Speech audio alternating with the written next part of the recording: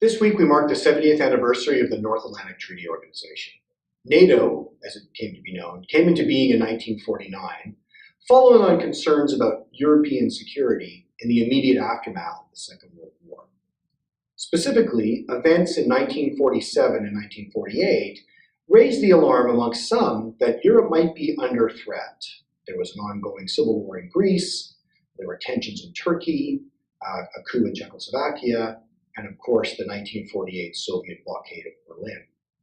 So in 1949, the Washington Treaty was signed by various countries in North America and Europe to form this alliance. It was expanded in 1952 to include Greece and Turkey, and again in 1955 when West Germany was admitted.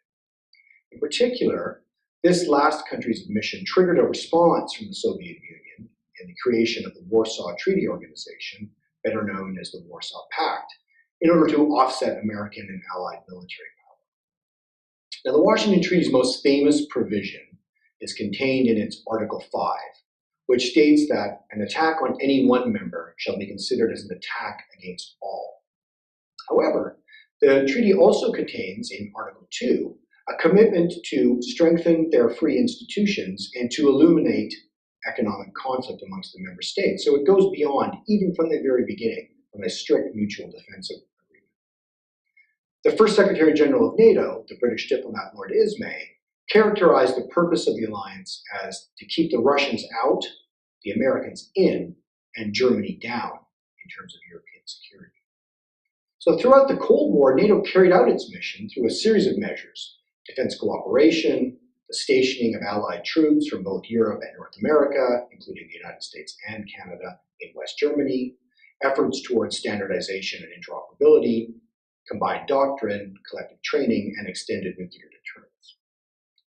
So by the end of the Cold War, with the dissolution of both the Soviet Union and the Warsaw Pact, some felt that the alliance's original raison d'etre disappeared, and therefore it too should be disbanded. Instead, though, NATO transformed and adopted a new strategic concept that now builds on collective defense to embrace crisis management and collective security. The alliance has expanded in terms of its membership as well. It now contains 29 member states, including many from former Warsaw Pact countries, as well as dozens of partner countries around the globe. It's conducted out-of-area security operations in the Balkans and Afghanistan, which are not strictly about collective defense, but more about this idea of both crisis management and collective security. For the future, we're not really sure where NATO will go. It faces several challenges, some new and some old. The current challenges revolve around burden sharing amongst member states, brought to the fore by President Trump of the United States. Not a new issue, but again, brought up most recently by him. We're also concerned about bilateral relationships between some allies and Russia and China, for instance, as well as future expansion